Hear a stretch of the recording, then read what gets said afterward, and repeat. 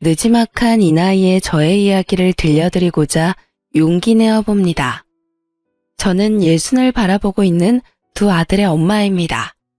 지금 생각해보면 어려서부터 부유한 집안에서 나고 자란 탓에 어려서는 몰랐던 세상 풍파를 모두 겪으며 뒤늦게 철이 늦게 들었어요.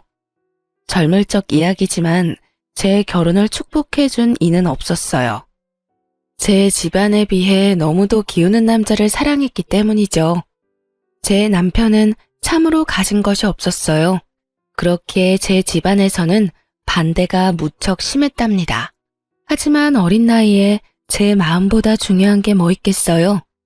사랑이 전부라 여긴 저는 집안을 등지면서까지 남편을 택했어요. 우리 부부는 결혼 후 정말 열심히도 살아냈어요. 예나 지금이나 가난은 정말 산지옥이나 다름없으니까요. 가진 것 없이 자식들을 키워내야 하니 내 생이 오늘이 마지막인 것처럼 여기며 매일을 살았어요.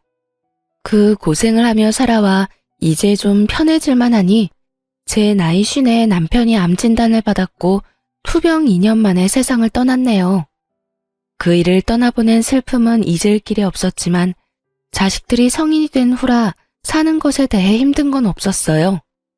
단 하나 마음에 걸리는 게 있다면 아들들이 결혼 정년기가 다 되도록 아직 가정을 이루지 않았다는 것 정도였죠. 너희 장가갈 생각이 전혀 없는 건 아니지? 내 속 그만 태우고 얼른 장가 좀 가라, 응? 엄마도 참, 장가를 혼자 가나? 나나 영호나 짝이 있어야 가지. 너희는 그 나이 되도록 여자친구도 없어? 엄마, 원래 여자친구는 돈과 같아. 있다가도 없고 없다가도 있는 게 말이야. 그치요? 어련히 잘할 거라는 걸 알면서도 결혼은 또 다른 문제라는 생각에 시간이 흐를수록 제 걱정은 쌓여갔어요. 그런데 너무 섣부르게 제가 앞서 나갔다는 걸 나중에야 느꼈어요. 붉은 실로 이어진 자기만의 짝이 있다고들 하잖아요.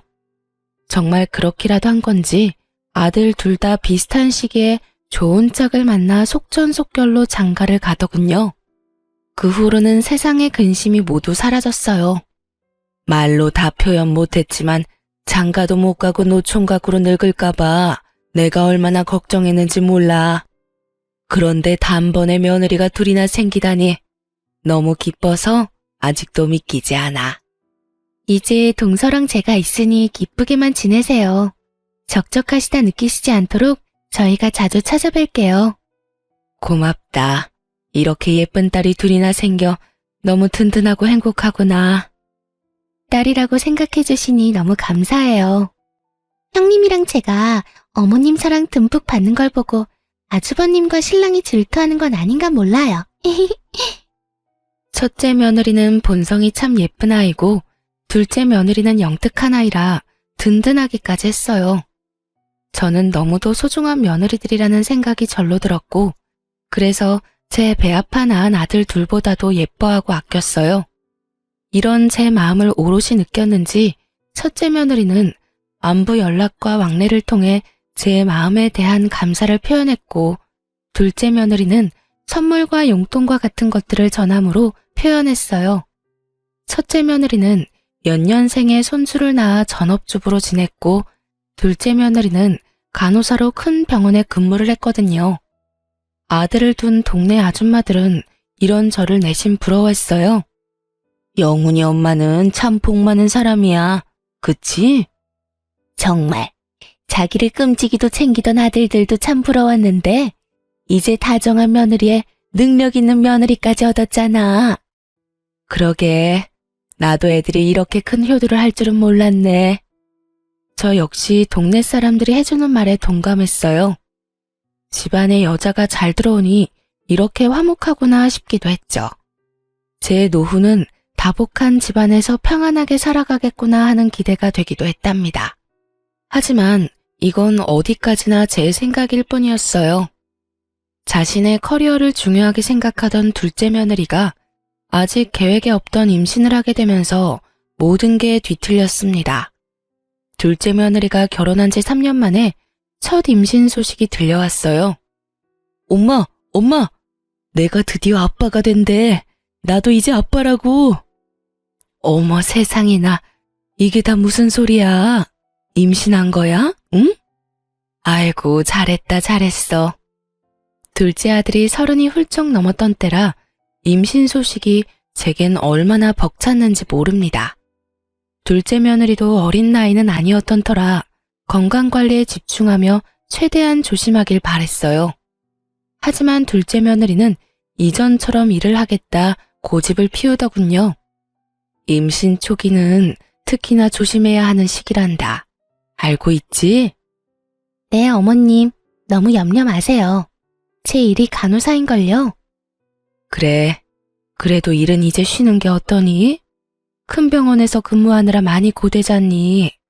무리해서 좋을 건 없으니 말이야. 그건 제가 알아서 할게요. 저는 임신 핑계로 제 커리어를 망치고 싶진 않아요.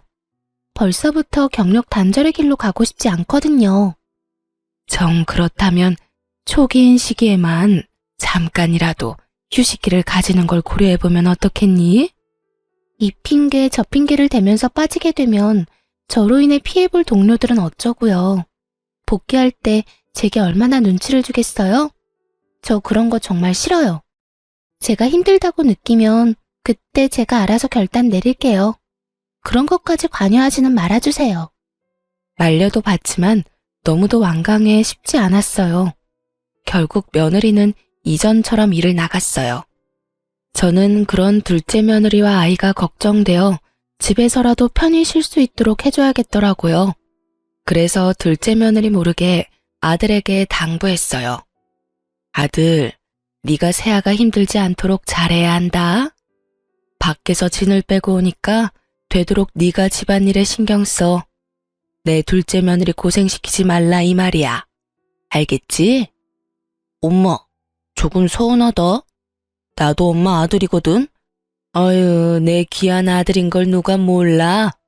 임신 초기엔 호르몬 변화 때문에 가만히만 있어도 힘들어. 그런데 일까지 한다고 하니 오죽하겠니? 너도 힘들겠지만 그래도 눈 딱 감고 무조건 잘 챙겨줘. 여자는 임신했을 때 기억이 평생 가는 거야. 알겠어. 그래야 아내도 편하고 엄마도 편하다는데 내가 못할 것도 없지. 저는 둘째 며느리가 혹여나 제 연락에 스트레스를 받을까봐 안부 연락도 줄일 정도로 무척이나 신경 썼어요. 매주마다 직접 창거리를 만들어 아들에게 보낼 정도로요. 그런데 둘째 며느리가 임신 4개월 차에 막 접어들 무렵 억장이 무너지는 소식을 접하고 말았습니다. 바로 둘째 며느리의 유산 소식이었어요. 엄마, 아이가 유산됐대. 실은 엄마가 더 불안해할까봐 말은 안 했지만 저번 주에 복통이랑 피비침이 있어서 병원에 다녀왔었어. 그런데 결국엔 이렇게 되고 말았어요. 아이고, 어쩜 좋아? 새아가는 좀 어때? 괜찮니? 다행히 씩씩하게 잘 있어. 일 쉬면서 며칠 몸 관리하기로 했으니까 걱정 마. 엄마가 많이 고대했는데 어쩌지? 지금 그게 뭐가 중요하니? 내 아들과 며느리가 얼마나 상심이 클까? 아휴, 가여운 것. 어쩜 좋니? 너무 안타까웠고 또 둘째 며느리가 힘들어할 걸 알기에 마음이 무거웠어요. 유산도 출산과 다를 것 없이 몸조리를 해야 한다고 하더라고요. 그래서 제가 직접 건강에 좋은 음식을 이틀에 걸쳐 준비했어요. 그렇게 양손 가득 챙겨 둘째네 집으로 찾아갔죠. 그런데 아무리 배를 눌러도 인기척이 들리지 않는 거예요. 저는 혹여 둘째 며느리가 상심이 커 우울감에 빠져 있는 건 아닌가 하는 불안감이 엄습했어요. 그래서 아들에게 연락해 상황을 설명하고 도어락 번호를 넘겨받았죠. 급히 현관을 열고 들어갔는데 이 무슨 일인가요? 집에서 쉬고 있어야 할 둘째 며느리가 보이지 않는 겁니다. 놀란 마음에 둘째 며느리에게 연락했더니 정말 황당한 소리를 하더군요. 얘, 너 지금 어디니? 네? 저 병원 출근 중인데 왜 그러세요? 휴가 중에 출근은 무슨 출근이야. 아직 그렇게 무리하면 안 되는 건 모르니? 당장 집으로 돌아오렴. 어서. 집에만 있으니 답답해서 그냥 휴가 반납했어요. 어머님, 걱정 끼쳐 죄송해요. 저 이제 괜찮아요. 신경 쓰지 않으셔도 돼요. 저 다 회복됐어요. 그래도 잘 쉬어야 하는데. 네 걱정에 반찬 이것저것 싸왔으니 끼니라도 잘 챙기렴. 며느리는 너무 대수롭지 않아 보였어요. 그래서 처음에는 기분이 영 좋지 않더라고요. 그런데 대화를 곱씹어 보니 착잡한 마음에 집에서 쉬는 것도 마다하고 일을 하려고 하는 건 아닌가 하는 생각이 들어 더욱 걱정이 밀려왔어요. 그 뒤로 둘째 며느리가 무리해서 건강이라도 나빠질까봐 보약까지 지어서 보냈을 정도로 정성을 쏟았어요. 첫째 며느리까지 저를 도와 둘째 며느리를 챙겼고요. 그런데 딱 2달 후 둘째 아들이 씩씩거리며 집에 찾아와서 분노를 쏟아내는 게 아니겠어요? 간만에 왔는데 기분이 영 안 좋아 보이네? 무슨 안 좋은 일이 있어? 엄마, 나 아무래도 결혼을 잘못한 것 같아. 정말 화가 나 미치겠어. 너 설마 부부싸움하고 뛰쳐나온 거야? 으휴, 내가 못 살아. 워낙 둘째네가 둘 다 고집이 있는 편이라 저는 의견 충돌이 좀 있었나 보다 생각했어요. 부부싸움이라는 게 맞춰가기 위한 과정이라 생각하는 저는 둘째 며느리를 홀로 두고 뛰쳐나왔을 아들의 태도에 속이 터져서 한 소리를 했어요. 원래 부부싸움은 칼로 물베기라고들 한다지만 지금 네 태도는 예의가 없는 거야. 아무리 부부라도 지켜줘야 할 부분이 있는 거라고. 화가 조금 가라앉거든 돌아가서 대화로 잘 풀어봐. 아, 엄마. 지금 이 문제는 대화로 해결할 게 아니라니까. 대화로 해결 안 될 문제가 어디 있니? 부부 사이에는 먼저 사과하는 쪽이 이기는 거야. 그러니 너무 네 생각만 고집하지 말고 잘 조율을 해야지. 아들은 제 말에 깊은 한숨을 몰아쉬더니 자신이 집까지 뛰쳐나올 만큼 화가 난 이유에 대해 털어놓았어요. 저는 아들의 이야기를 듣고는 정말 큰 충격에 휩싸였습니다. 엄마, 2달 전에 아내가 유산했다고 했던 거 기억나지? 그때부터 지금껏 엄마가 엄청 챙겨주잖아. 그럼 그걸 어떻게 잊니? 지금 생각해도 가엾고 마음이 애잔한걸. 유산 아니래. 유산이 아니라 자기 발목을 잡는 것 같아서 나한테 한마디 상의도 없이 애를 지운 거였대. 그러니까 엄마도 더는 내 아내 가엾게 여기지도 말고 챙겨주지도 마요. 이게 다 무슨 말이야? 유산이 아니라니. 애를 지웠다니. 아침에 잠결에 우연히 아내가 처제랑 통화하는 내용을 들었어. 그런데 애 지운 걸 나한테 무조건 비밀로 해야 한다고 당부하더라고. 그 말을 듣는데 심장이 벌렁거려서 잠이 다 깨더라. 사실 확인하고 왜 그랬냐고 물었더니 하는 말이 자기 일에 방해가 되는 존재라서 지웠대. 우리한테 이걸 말하면 노발대발을 할 게 뻔하니까 유산됐다 거짓말로 둘러댄 거고. 그뿐인 줄 알아? 우리 담당이가 자기랑 친하니까 부탁까지 해놨다더라. 나까지 제대로 속일 생각으로 유산됐다고 말해달라고 했대. 저는 아들의 말을 듣고는 둘째네 집에 쫓아갔어요. 이 사악한 것을 봐줄 수는 없겠더라고요. 도착하니 둘째 며느리가 예상했다는 듯 바로 문을 열어주더군요. 너, 내가 왜 여기까지 왔는지 다 알지? 감히 네가 우릴 기만해? 네 입으로 직접 떠들어봐. 어머님께서도 제가 일욕심이 많다는 건 알고 계시잖아요. 제가 아이를 원하지 않았다는 것도 아실 거고요. 독단적이라는 게 잘못이었다는 거 알아요. 하지만 제가 미리 알렸다면 저를 말리셨을 거잖아요. 그래서 지금 네가 잘했다는 거냐? 네 의견이 가장 중요한 건 맞지만 이건 너만의 문제는 아니야. 그런데 어떻게 이 중대한 일을 멋대로 결정하고 행할 수 있어? 그것도 남편인 내 아들에게 숨기면서까지. 지금처럼 이러실 것 뻔한데 저라고 뭐 방법이 있어요? 유산이라고 둘러댄 제 마음은 편했겠냐고요. 저는 형님처럼 구질구질하게 살기는 싫어요, 어머님. 자식이 우선이라고 내 삶을 내려놓고 희생하는 건 바보 같은 짓이죠. 저는 제 자신이 그리고 제 일이 가장 먼저예요. 애를 유산했든 지웠든 제게도 큰 상처라는 걸 모르세요? 이날 저는 며느리에게 큰 실망을 했어요. 그리고 절대 있을 수 없는 일이라고 엄포를 놓았죠. 네가 상처를 받지 않았다는 말이 아니잖아. 내게는 나중에 내 아들을 통해 알릴 수 있다고 치자. 하지만 애 아빠와는 의논하고 신중하게 결정한 후 행동했어야지. 이번 일은 절대 용납할 수 없다는 걸 명심해. 네, 죄송해요. 저는 이날 이후로 둘째 며느리에게 손주는 바라지도 않았어요.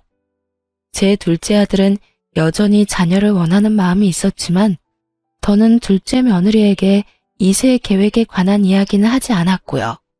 그런데 그로부터 1년 후 둘째 며느리는 또 임신하게 되었어요. 저는 이 또한 청천벽력과도 같았어요. 또다시 새 생명을 내쳐버리면 어쩌나 하는 노파심까지 들었거든요. 그래서 처음 이 소식을 들었을 때 축하하기를 망설였어요. 첫째 며느리에게 전화해 어쩌면 좋냐며 불안함을 표현하기까지 할 정도였죠. 둘째 임신 소식 너도 들었니? 네, 어머님. 안 그래도 좀 전에 동서랑 통화했는걸요. 별 말은 없고? 나는 불안해서 아직 연락도 못하고 이러고 있지 않니? 아, 어머님께서 낙심이 크셨었죠. 이번은 다를 거예요. 동서도 기뻐하는 것 같았는걸요. 첫째 며느리의 말을 듣고서야 둘째 며느리를 만나 이야기를 들어볼 용기가 생겼어요. 임신 축하한다, 아가. 저기, 내가 온 진심을 다해 축복해줘도 되는 게 맞니? 그럼요, 어머님. 임신했다는 사실이 너무도 가슴 벅차요. 1년 전 그 순간들이 큰 후회로 남았어요. 이 아이만큼은 제가 어떻게든 지킬 거예요. 잘 생각했다. 너무 다행이야. 그렇게 생각해줘서 고맙구나, 정말.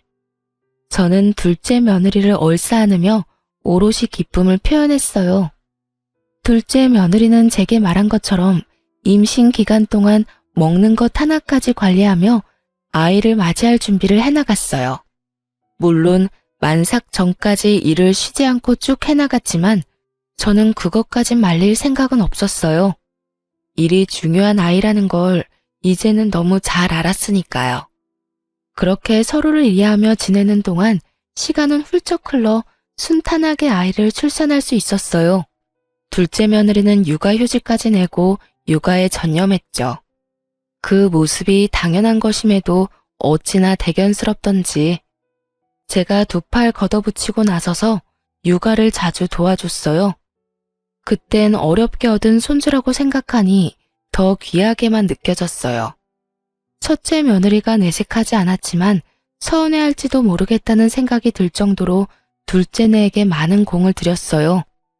며느리는 아이가 9개월쯤 되었을 무렵 육아휴직이 끝나 복귀하여 다시 일하기 시작했어요. 그때부터는 제가 정말 육아를 도맡아 했다고 표현할 정도로 아이를 제가 돌보았죠. 사돈댁도 며느리만큼이나 일욕심이 많은 분이라 활발하게 경제활동을 하고 계셨기에 저 말고는 아이를 챙겨줄 리가 딱히 없기도 했거든요. 며느리나 아들이 그 어린애를 기관에 맡기는 것도 불안해했고요. 그런데 막내 손주가 돌이 막 지났을 때 제 건강이 급격하게 안 좋아졌어요. 원래도 골다공증과 고지혈증 같은 나이가 들면 자연히 생기는 여러 질병을 앓고 있던 터라 전적으로 육아를 하는 것이 제게 큰 무리가 되었던 것 같았어요. 그래서 고심 끝에 저는 둘째 부부에게 요양을 하러 다녀오겠다며 털어놓았죠. 내가 원래도 부실한 편이었잖니.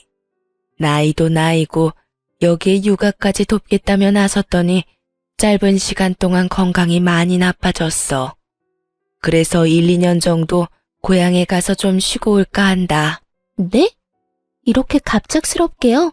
그럼 저희는 당장 아이를 어떻게 해요? 미안하게 됐구나. 몇 년 내려가 요양하고 와서 다시 도울 거니까 그때까지만 너희가 좀 고생해 주렴. 둘째 부부는 제 말에 난감한 표정을 지었어요.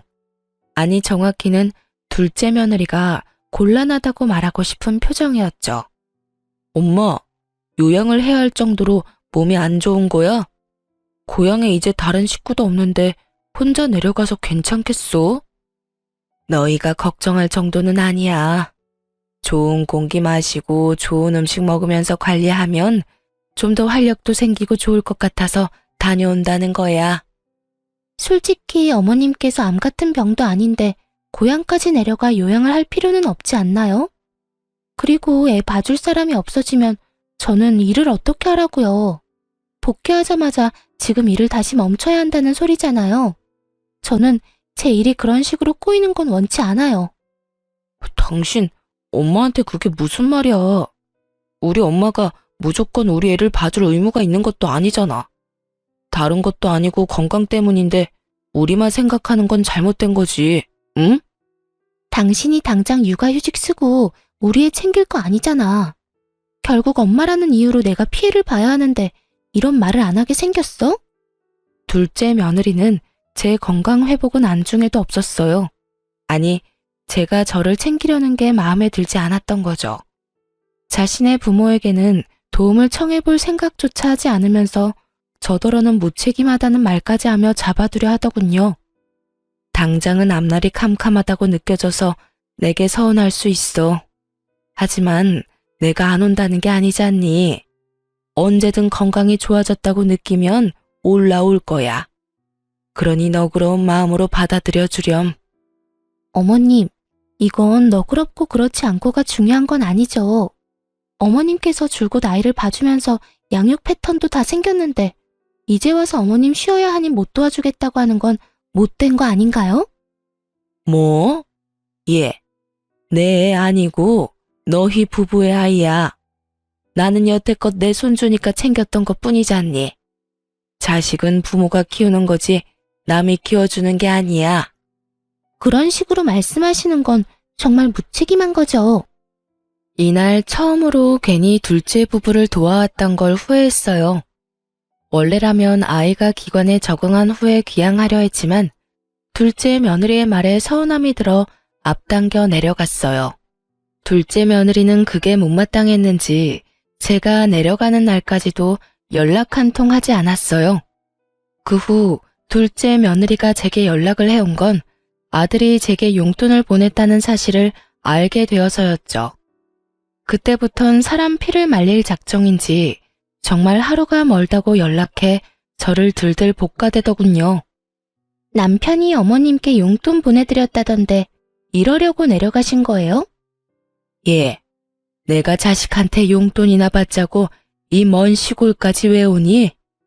어머님께서 제 남편에게만 받는 것도 아니고 아주버님께도 받으면 돈 100만 원은 될 테니 충분히 의심할 만하죠. 너 사람을 뭘로 보고? 그리고 자식이 부모에게 용돈 주는 게 뭐 이상해? 사람을 이렇게 몰아가면 못 써. 애 엄마가 마음을 곱게 먹어야지. 자식 돈이나 탐내는 부모라는 소리를 하는 둘째 며느리를 도통 이해할 수 없었어요. 거기다 제가 아무리 그런 뜻이 없다고 말해도 믿으려고 하지도 않았죠. 엊그제는 정말 아주버님께서도 용돈을 드렸다면서요? 어머님, 정말 해도 너무하네요. 내가 자식한테 용돈 받는 것까지 네 눈치를 봐야 하니? 말 맞다나. 내가 네 돈을 받은 것도 아닌데 도대체 왜 이래? 돈도 없으면서 시골까지 내려가 자식 등골 빼먹는 부모라니. 이게 말이나 되나요? 제가 아니면 이런 말을 어머님께 누가 하는데요? 아무도 안 하니 저라도 하는 거죠. 예, 난 이 시험이야. 못 배운 애도 아니면서 말 가려 할 줄 모르니? 너 지금 네 애 안 봐준다고 이런 식으로 시위하는 거야? 이 봐요. 목소리 힘 좋은 것 좀 보라고요. 아픈 건 핑계고 자식 돈으로 놀고 먹으려는 속셈 맞잖아요. 그런 게 아니라면 이렇게 쌩쌩하면서 용돈을 왜 받으세요? 진짜 어머님 같은 분을 믿고 의지했다니 참 마음이 그렇네요. 저는 둘째 며느리가 너무 괴롭혀대니 요양은커녕 스트레스로 골병이 더 들 것만 같았어요. 시골에서 홀로 지내는 부모가 염려되어 딱 한 번 첫째와 둘째 아들이 용돈을 주었고 그걸 거절할 틈이 없어 고맙게 받았는데 그게 이리도 며느리에게 모욕을 들을 만큼 잘못인가요? 저는 너무 속상한 마음에 첫째 아들에게 연락해 하소연을 했어요. 아들, 네가 보내준 용돈 받았다가 내가 요양이 아니라 골병이 들게 생겼어. 왜?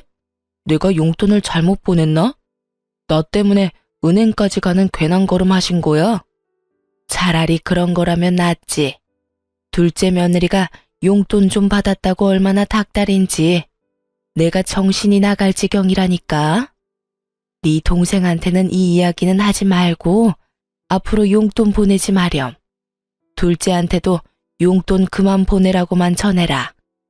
원래도 입이 무겁고 의지가 됐던 첫째기에 연락해서 털어놓고 나니 마음이 조금은 나아졌어요.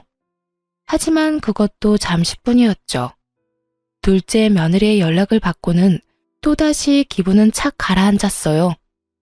이제 쉴 만큼 쉬시지 않았어요? 멀쩡한 몸뚱이 그만 놀리고 다시 올라오셔서 원래처럼 저희 도와주셔야 하는 것 아니에요? 너 정말 애가 왜 이리 못됐니? 네가 날 꾀병 부린다고 여기는 것까진 구구절절 설명할 생각이 없으니 넘어간다 치지만 정도껏 해야 할 것 아니야. 아, 방금 꾀병이라고 인정하신 거죠? 내가 이럴 줄 알았어. 자식들한테 돈 받고 싶어 구실 만들었던 게 맞네. 자식한테 용돈이 받고 싶거든 보탬이 되셔야 하는 것 아니에요? 이렇게 뻔뻔한 방법으로 용돈을 갈구하는 건 죄예요, 죄. 저는 보탬이 되라는 말에 열이 확 뻗쳤어요. 당돌한 아이라는 걸 알았지만 이렇게 못된 생각을 가졌을 거라곤 꿈에도 몰랐네요. 네, 시간이 꽤 흘러 제가 간과했던 거죠. 자기 일에 방해가 된다고 자신의 아이까지 말없이 지우내라는 걸요. 저는 며느리에게 이만했으면 그만하라고 경고했어요. 하지만 둘째 며느리는 멈추지 않았죠.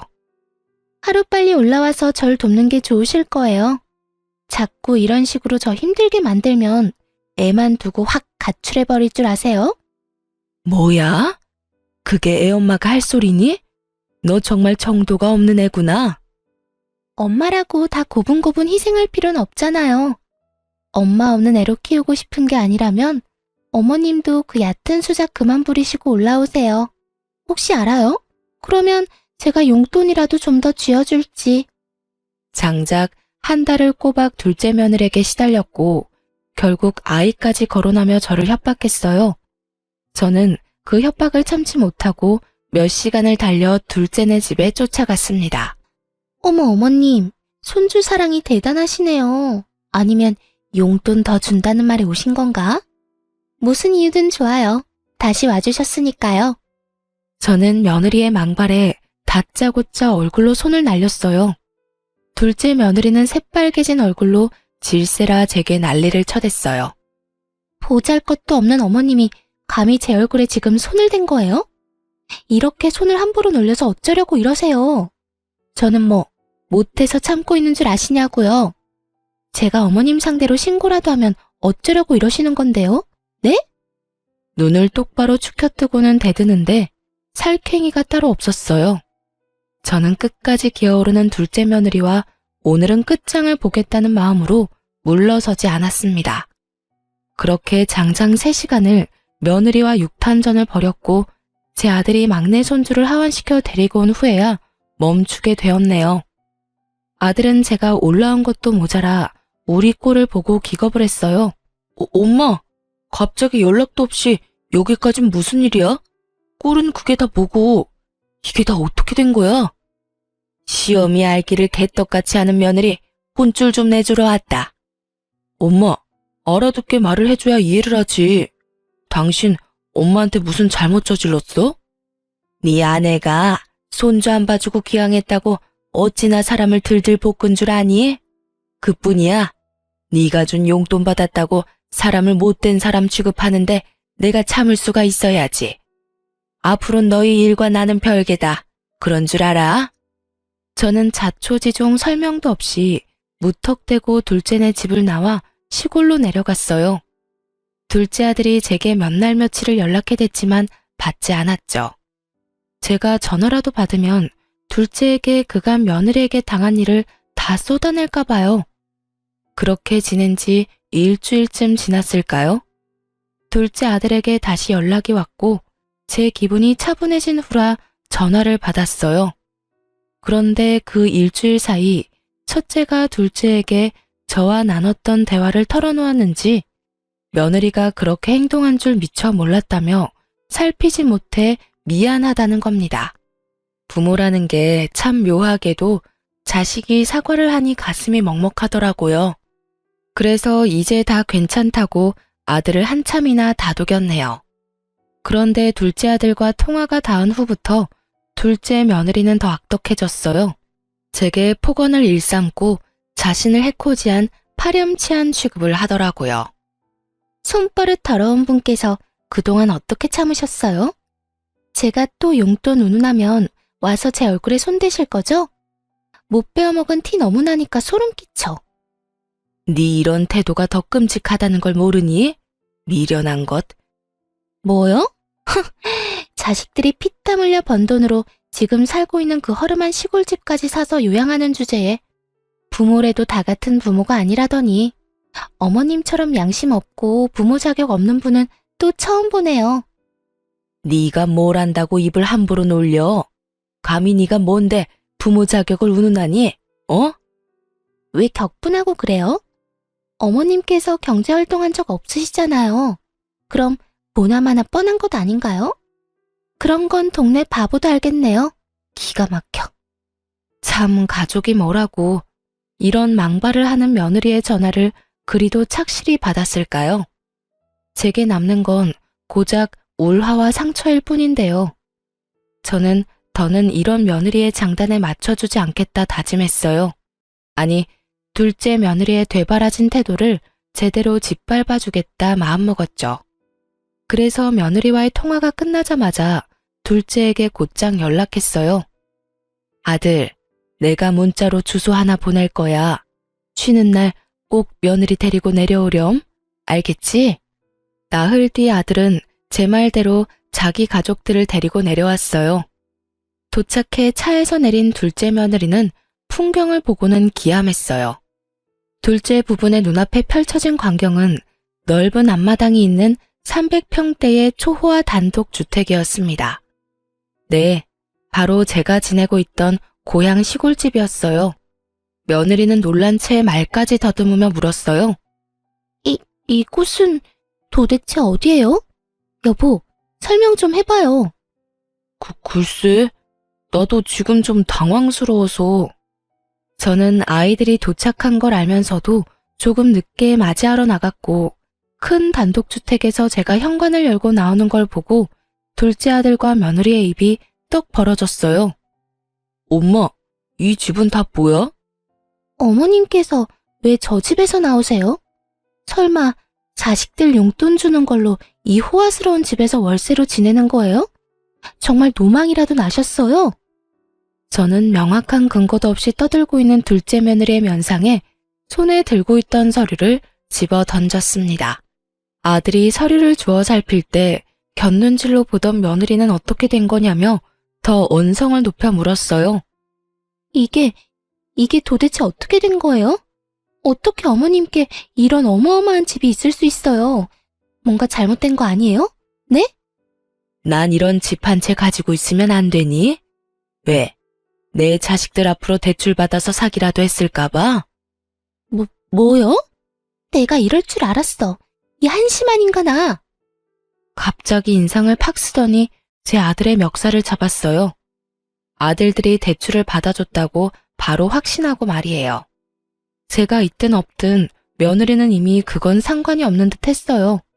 눈이 뒤집혀서는 제 아들에게 노발대발해댔어요. 당신의 형제가 여자들 피를 말린다는 거 아니? 너네만 부모 있어? 누구는 부모한테 못해서 안 하는 줄 아냐고. 방 한 칸 딸린 작은 집도 아니고 이 무시무시한 집을 사려고 대출까지 받는 게 말이나 되냐고, 이 정신 나간 놈아. 저도 그 꼴을 보고 분노가 치밀어 참지 못하고 며느리의 얼굴을 밀치며 고성을 쳤습니다. 어디 시어미 앞에서 남편 멱살을 잡아? 정신 나간 건 내 자식이 아니라 너야, 이 멍청한 거사. 도대체 시어미 알기를 어떻게 알기에 이따위 행동을 아무렇지 않게 하는 거냐? 응? 저요? 어머님을 쥐뿔도 없는 분으로 알죠. 경제 활동도 제대로 안 하시던 분이 무슨 수로 이 큰 집을 사느냔 말이에요. 시골에 내려와 지낸다는 이유도 다 이것 때문이었어요? 자식들 돈으로 혼자 팔자 펴고 살려고? 쥐뿔도 없는 건 내가 아니라 너겠지. 내 재산이 얼마가 됐던 내게 10원 한 푼 안 가게 할 테니 각오해라. 어차피 내 남편 재산이 곧 내 재산인 거 몰라요? 그리고 어머님께서 자식들에게 물려줄 재산이 어딨어요? 다 자식 등쳐먹어서 마련한 것들인데 원래 주인한테 돌아가는 거지. 얘야, 아무리 덜 살았어도 이리 미련해서 되겠니? 세상엔 눈에 보이는 게 다가 아니란 걸 아직도 깨닫지 못한 팔푼이 같은 것. 제 재산을 절대 둘째 며느리에게 가지 않게 하겠다고 말했지만 며느리는 끝까지 제 재산임을 인정하지 않았어요. 하지만 어느 부모가 자식 앞으로 돈을 당겨 이런 집을 사나요? 제가 위에서 언급한 것처럼 저는 부유한 집에서 자랐어요. 이 집 또한 저도 제 부모에게 물려받은 것인걸요. 제 부모님께서 저를 내쳤던 것에 대한 미안함을 평생 가슴 깊이 간직하며 살다가 별세하셨어요. 그러니 얼마나 더 챙겨주고 싶으셨겠어요. 제가 이렇게 시골까지 내려와 요양하겠다고 마음먹은 것도 긴 세월 저지른 불효를 이렇게라도 용서받기 위해서였어요. 저는 이 호화스러운 집 뒷마당에 제 부모님의 묘를 세웠거든요. 제 노후를 부모님의 묘를 손수 관리하며 살고 싶었어요. 물론 건강이 나아지면 상경에 제 자식을 챙기겠지만 한 달에 한 번은 내려와 제 부모님의 묘를 관리할 계획이었고요. 하지만 이런 제 사정과 뜻을 알리 없는 둘째 며느리는 이 집이 제 명의의 집이라는 걸 끝까지 믿으려 하지 않았어요. 제 말처럼 자식들의 도움이 아니라면 이 집은 어떻게 마련하신 건데요?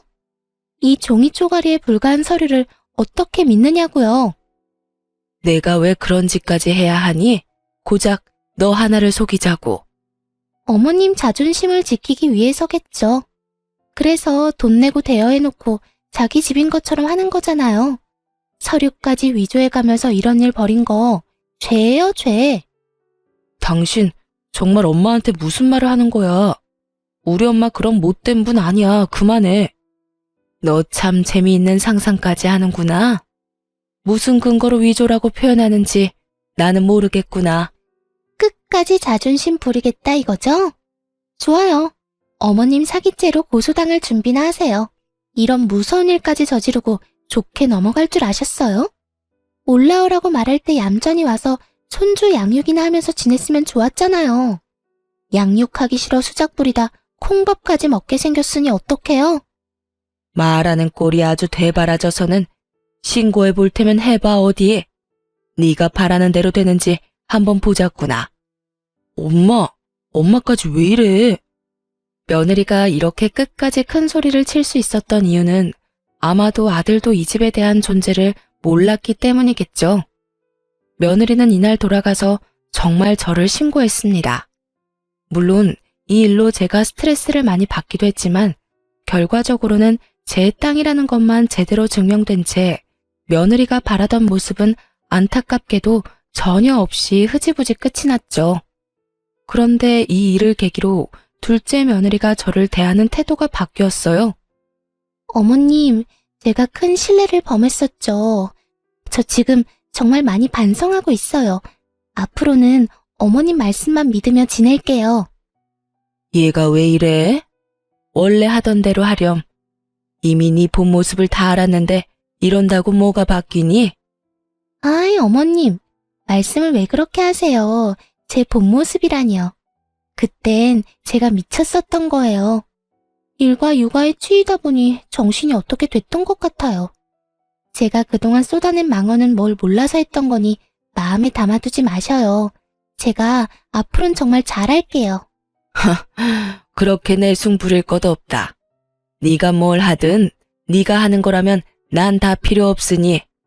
제게 굽신거린다는 표현이 꼭 맞을 정도로 굴었어요. 제가 아무리 딱딱하게 말하고 받아주지 않아도 둘째 며느리는 짜증 섞인 목소리 한 번을 안 냈죠. 뿐만 아니라 제 요양까지 돕겠다며 말하는데 기가 찼습니다. 어머님, 이참에 제가 요양을 도와드릴까요? 제가 간호사니까 어머님께도 큰 도움이 되지 않겠어요? 어머님 마음만 풀리신다면 제가 지금 하는 일도 그만두고 당장 어머님 계신 곳으로 내려갈게요. 진심이에요. 너 정말 네가 날 챙긴다는 핑계로 내려와 있으면 내 아들과 손주는 어떻게 지내라는 거니? 제가 아이를 데리고 내려가야죠. 아이도 할머니와 함께 지내는 걸 좋아할 거예요. 어머님도 우리 애 보면서 지내면 활력이 생기지 않겠어요? 아, 물론 어머님께 애를 보라는 건 아니에요.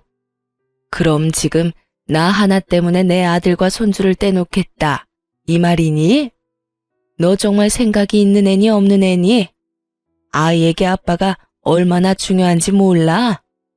며느리의 말에 저는 속에서 천불이 났어요. 그 손주 하나를 보기 위해 제 아들이 입은 상처의 크기가 어떠하며 제가 어찌나 귀하게 챙겼던 아이인가요. 그런 아이를 떼놓을 생각까지 한다뇨. 그런데 더 화가 났던 건 제 말의 요지를 파악하지 못하는 아두남이었어요. 아니, 제 말을 이해할 생각도 하지 않았다는 게 맞는 거겠죠. 애 아빠는 주말에 내려와서 보고 가면 되는 거잖아요. 그리고 어머님, 돈이 있어야 자식도 키우는 법이에요. 지금 굳이 중요한 건 그 돈을 품고 있는 어머님이죠. 말도 안 되는 소리를 잘도 떠드는구나. 됐다. 이런 이유라면 다시 연락할 필요 없어. 내 아들이 내 손주와 떨어져 지내는 꼴은 내가 못 본다. 하지만 아픈 어머님을 어떻게 혼자 두나요? 그리고 그간 제가 못한 걸 만회하려면 내려가서 어머님을 보필해야죠. 필요 없대도 넌 네 일이나 하면서 네 가정에나 충실하렴. 어머님, 거절만 하지 마시고 잘 생각해 보세요. 늙을수록 곁에 사람이 있어야 한다는 것 아시잖아요. 그리고 저도 이게 다 제 아이를 위한 거라니까요. 제게 못했던 걸 용서받고 예쁨을 받아야 어머님 재산이 제 아들에게까지 유용하게 쓰이는 거잖아요. 며느리는 시답잖은 소리들을 해대며 제 재산에 관심을 표현했어요. 하지만 저는 이 속물이 소름이 끼칠 지경이었죠. 한 일주일은 저를 설득하려 나긋이 말했지만 개벌은 난 못 준다고 시간이 좀 지나니 슬슬 본 모습을 보였어요. 자신의 생각대로 해줘야 한다 강요했고 더 나아가 자기를 무시하는 거냐며 큰 소리를 쳐댔어요. 그뿐인가요? 망발도 서슴없이 쏟아냈습니다. 거절도 정도껏 해야죠. 돈 좀 있다고 이렇게 사람 무시해도 되는 거예요? 저요, 어머님 며느리예요. 가족이라고요. 제가 일까지 포기한다고 했으면 좀 속는 셈 치고 넘어가 줄 순 없나요?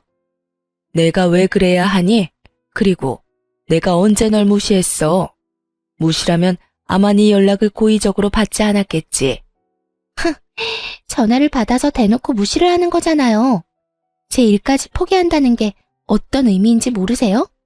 제가 그 정도로 노력을 쏟고 있다는 거잖아요. 어머님 정말 그러는 거 아니에요. 너 참 웃긴 애다. 너야말로 그러는 거 아니지. 내 재산 여부를 몰랐을 땐 그렇게 되바라지게 굴더니 내가 봐주고 넘어가니까 그래도 되는 줄 아니? 적당히 하렴. 봐주는 것도 정도가 있는 거야. 내가 다른 사람은 몰라도 네 도움은 받을 일 없을 거니 그런 줄 알렴. 나도 이제 당신 도와줄 맘 없어. 돈 좀 있다고 나 무시하는 사람한테 나도 잘 보일 생각 없다고. 빨리 이 세상 떴으면 싶은 마음뿐이거든. 어차피 내 남편한테 재산 넘어가면 그 돈이 다 나한테 오는 거잖아. 그러니 내 재산이나 다를 바가 없다고. 당신 마음대로 재산 분할을 하는 게 될 줄 알아? 내가 무슨 수를 써서라도 당신이 빨리 세상 뜨게 만들 거야. 알아? 이 통화 이후에도 둘째 며느리는 저를 저주하는 듯한 내용이 가득 담긴 문자들을 수도 없이 보냈어요. 돈에 눈이 뒤집혀 제 죽음까지 운운하는 며느리를 더는 좋게 넘어갈 수 없었죠. 그 주 주말 저는 온 식구를 다 불렀습니다. 둘째 부부까지도요. 둘째 며느리는 자신의 말에 제가 겁이라도 먹은 줄 아는지 기고만장한 표정까지 하고 있더군요. 아무것도 모르는 첫째 며느리는 간만에 절 만난다며 손수해온 제철 음식들을 양손 가득 챙겨왔고요. 그런데 둘째 며느리가 이런 첫째 며느리에게 버르장머리 없이 또 입을 나불댔어요. 형님은 멍청하고 눈치가 없네요. 지금이 어떤 자리인 줄 알고 이런 냄새나는 음식을 챙겨와요? 이래서 집에만 있는 여자들은 안 된다니까. 동서, 무슨 말이 그래. 오랜만에 어머님 뵙는 거라 좀 챙겨왔을 뿐인데 내가 동서한테 그런 말을 들을 필요는 없지 않아? 제 말은 오늘 이 자리가 모여서 밥이나 먹자고 마련한 자리가 아니라는 뜻이에요. 그런 걸 파악도 못하고 온 형님이 미련해 보이잖아요.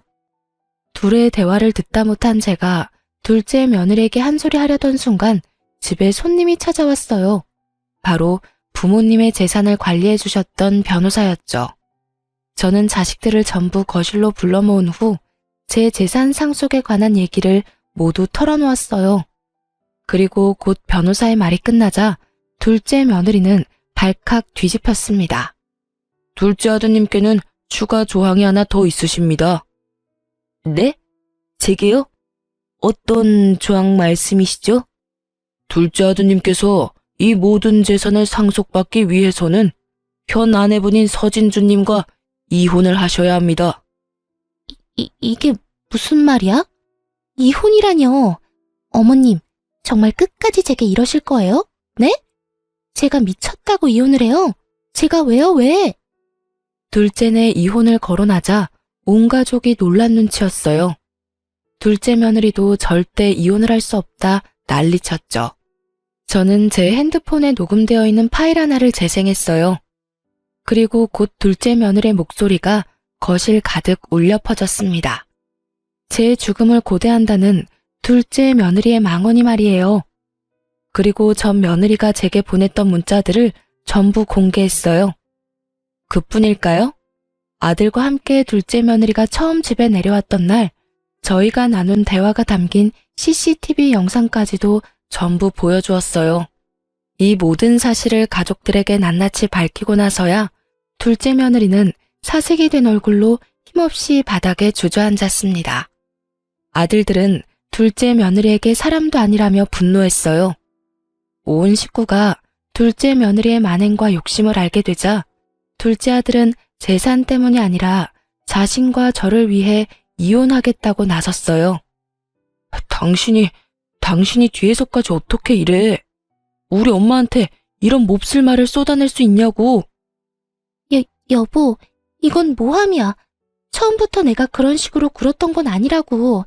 날 좀 믿어줘. 내 말 좀 먼저 들어봐. 네가 하는 말을 내가 어떻게 믿어?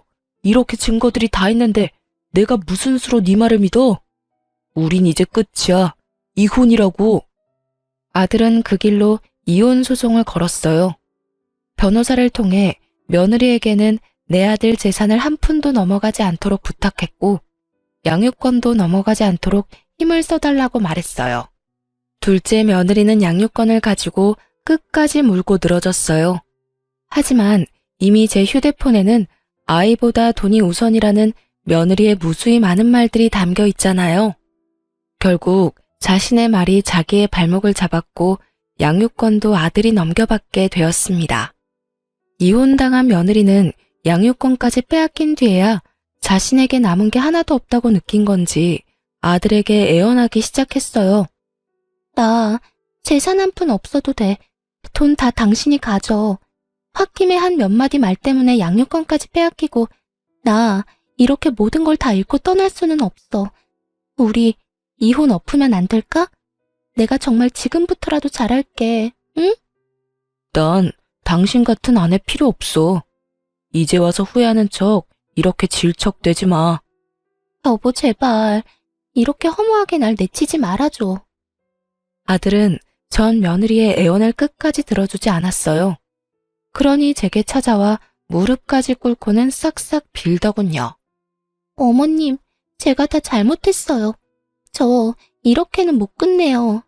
남편의 재산은 하나도 탐내지 않을게요. 그러니 저 좀 다시 받아주세요. 저 이렇게 이혼 못해요.